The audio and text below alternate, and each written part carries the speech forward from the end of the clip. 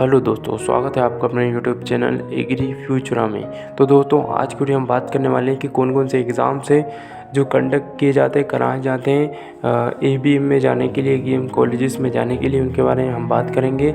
और ये हमारा एबीएम जो सीरीज़ चल रही है उसका सेकंड पार्ट है। अगर आपने फर्स्ट पार्ट अगर नहीं देखा हो तो अभी जाकर देखिए। हमने उस वाले जो पार्ट 1 है उसमें हमने बात की थी कि कौन कौन से कोर्सेज जो ऑफ़र किए जाते हैं एबीएम में, उसके बारे में हमने डिटेल में बात की है उस पार्ट में। तो पार्ट 1 जाके अगर आपने नहीं देखा हो तो देखिए, जो लिंक जो आपको पिन मिल जाएगा डिस्क्रिप्शन बॉक्स में। तो इसी के साथ ये वीडियो शुरू करते हैं और इसमें हम डिटेल में बात करेंगे कौन कौन से एग्ज़ाम किए जाते हैं कंडक्ट, जैसे कैट जेड सीमेट, इनके बारे में बात करेंगे। उनके सिलेबस के बारे में भी हम इस वीडियो में बात करेंगे। तो अगर आप हमारे यूट्यूब चैनल पर नए हैं तो लाइक शेयर सब्सक्राइब कीजिए और ये सीरीज़ उनके साथ शेयर कीजिए, उन दोस्तों के साथ जो एबीएम के बारे में नहीं जानते। तो इसी के साथ शुरू करते हैं। मेन जो पर्सपेक्टिव है वो है हमारा पहला एग्ज़ाम, वो है कैट, जिसका है कॉमन एडमिशन टेस्ट जिसको कहते हैं, जो कि एडमिनिस्ट्रेटर यानी कि कराया जाता है इंडियन इंस्टीट्यूट ऑफ मैनेजमेंट के द्वारा, और जो फुल्ली कंप्यूटर बेस्ड एग्ज़ाम है। और इसके थ्रू आपको कॉलेजेस मिलते हैं IIM अहमदाबाद, IIM लखनऊ, जो कि दोनों ही टॉप कॉलेजेस हैं इंडिया के।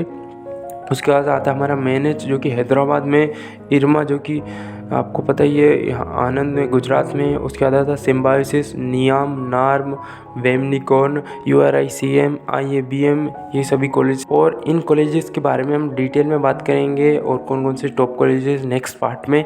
तो इस पार्ट में हम एग्ज़ाम के बारे में बात करेंगे, इनके सिलेबस के बारे में।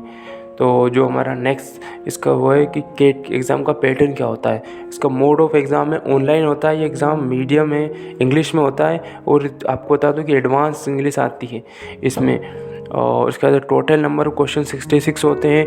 क्वेश्चंस पर सेक्शन, इसमें 3 सेक्शंस होते हैं, VARC, DILR और 24 क्वेश्चंस होते हैं। VRC मतलब वर्बल एबिलिटी एंड रीडिंग कम्प्रहेंशन, और DILR यानी कि data interpretation and logical reasoning जो होता है। इसमें भी 20 क्वेश्चंस होते हैं। उसके बाद आता है सेक्शन 3, उसमें होता है QA यानी क्वांटिटेटिव एप्टीट्यूड, जिसमें 22 क्वेश्चंस होते हैं। उसके बाद अगला जो रहता है वो है टाइम। इसमें अलॉटेड कितना होता है, 120 मिनट, यानी कि 2 घंटे टाइम अलॉट होता है इस एग्ज़ाम में। 2 घंटे का होता है एग्ज़ाम।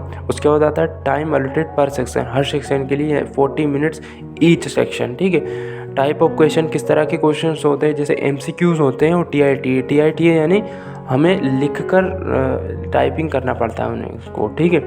और मार्किंग की जाती है, जैसे एक राइट क्वेश्चन है उसके 3 मार्क्स मिलेंगे, वही नेगेटिव मार्किंग 1 होगी अगर आपका आंसर गलत है तो। और जो आपको लिखना है ना, जो लिखने वाले टाइपिंग वाले, उनकी कोई नेगेटिव मार्किंग नहीं होती। उसके बाद आ जाते हैं कैट के एग्ज़ाम का सिलेबस क्या होता है। उसका सेक्शन देखिए, सबसे VARC, इसमें वर्बल एबिलिटी आप देख सकते हैं। इसमें आता है 24 क्वेश्चन और टाइम इसमें 40 मिनट, जो बता दिया मैंने। जो मेन जो टॉपिक्स रहते हैं इसके, रीडिंग कम्प्रहेंशन, पैरा जंपर्स, और बाकी आप देख लीजिए। और उसके बाद आता है DILR, data interpretation and logical reasoning. इसमें 20 क्वेश्चंस रहते हैं, 40 मिनट इसका टाइम अलॉटेड होता है इस सेक्शन में। उसके बाद चार्ट्स रहते हैं, इसके मेन जो टॉपिक्स रहते हैं उसमें आता है charts, graphs, arrangement, blood relations, puzzles etcetera. और क्वांटिटेटिव एप्टीट्यूड रहता है तीसरा, उसमें 22 क्वेश्चंस रहते हैं, 22, और 40 मिनट्स अलॉट होता है टाइम।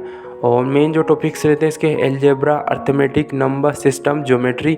और जो टोटल नंबर ये सारे क्वेश्चंस हो गए, जैसे कि मैंने आपको बताया, तो 66 क्वेश्चन हो गए, जो कि 2 घंटे का टाइम हो गया, ठीक है। और अदर जो चार्ट्स है वो आप देख सकते हैं, जैसे सिलेबस डिवाइड कैसे, और सेक्शन वाइज एनालिसिस आप देख सकते हैं यहाँ पर इस चार्ट में, किस तरह सेक्शंस के एनालाइज कर सकते हैं यहाँ पे, ठीक है। उसके बाद ये वाला चार्ट भी आप देख सकते हैं, यहाँ पर चेंजेस क्या क्या आए हैं और रहते हैं पैटर्न में। इसलिए आपसे मैंने पहले भी कहा था कि चेंजेस है ना जो होते रहते हैं कैट के एग्ज़ाम में। और ये वीडियो अगर आप बाद में देख रहे हो तो अभी अपडेट रहिएगा, क्योंकि ना बाद में भी चेंजेस आ सकते हैं, जैसे अभी आए हैं। जैसे पहले अलग क्वेश्चन आते हैं, अभी 66 जो क्वेश्चन कम हुए हैं, टाइम में भी चेंज आए हैं, इसे आगे भी आ सकता है। इसलिए अगर आप ये वीडियो बाद में देख रहे होंगे तो शायद कुछ चेंजेस आए हों। CUET PG ABM, ये जो एग्ज़ाम है इसके थ्रू आप BHU में जा सकते हैं, बनारस हिंदू यूनिवर्सिटी। इसके बारे में आप सभी जानते होंगे। और कॉमन यूनिवर्सिटी एंट्रेंस टेस्ट है ये, और इसको कहते हैं। और एग्ज़ाम कराता है NTA कंडक्ट कराता है इस एग्ज़ाम्स को, और ये भी कंप्यूटर बेस्ड होता है। इसके थ्रू कॉलेज आपको मिलते हैं BHU वाराणसी का है जो कि, और वेरियस प्राइवेट यूनिवर्सिटी अलग अलग, ठीक है। एग्ज़ाम पैटर्न इसका है, इट कम्प्लीट 25 जनरल क्वेश्चंस आते हैं और 75 डोमेन स्पेसिफिक क्वेश्चंस आते हैं। और टेस्ट पेपर कोड है ये आप देख सकते हैं, ABM COQ जो भी है आप देख सकते हैं। और अगर आप एग्ज़ाम के बारे में, इस एग्ज़ाम के बारे में डिटेल में जानना चाहते हैं तो हमें कमेंट बॉक्स में बताइए, इसके बारे में हम डिटेल में एक वीडियो बनाएंगे। इस एग्ज़ाम्स के बारे में अभी बनाएंगे तो ये वीडियो थोड़ी लॉन्ग हो जाएगी, इसलिए अभी के लिए इतना ही। उसके बाद नेक्स्ट जो एग्ज़ाम है हमारा CMAT, ठीक है। इस एग्ज़ाम को कॉमन मैनेजमेंट एडमिशन टेस्ट इसको कहते हैं। ये होता है NTA के द्वारा कराया जाता है और कंप्यूटर बेस्ड है। इसके थ्रू आपको कॉलेजेस मिलते हैं, नियाम जो कि जयपुर में, नार्म, वेमनिकॉन, URICM, IABM, CABM, ये सब जो है आपको कॉलेजेस मिलते हैं इस एग्ज़ाम्स के थ्रू। और जो CUET जो है एग्ज़ाम पैटर्न बता दूँ आपको, कंडक्ट बोर्ड इसको कराया जाता है NTA के द्वारा, और एग्ज़ाम का मोड रहता है कंप्यूटर बेस्ड। CMAT होता है, एग्ज़ाम इंस्टीट्यूट ड्यूरेशन होती है CMAT की 180 मिनट, यानी कि 180 मिनट और 3 आवर्स, ठीक, 3 घंटे एग्ज़ाम होता है। उसके बाद टोटल नंबर ऑफ़ क्वेश्चंस होते हैं, 100 क्वेश्चंस रहते हैं, और क्वेश्चंस और number of questions in each section, her section में 20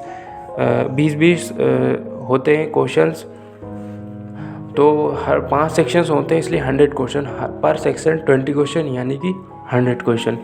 मार्क अलॉटेड एवरी, हर उसमें जैसे एक सही पर 4 मार्क्स और हर गलत पर नेगेटिव मार्किंग 1 की होगी।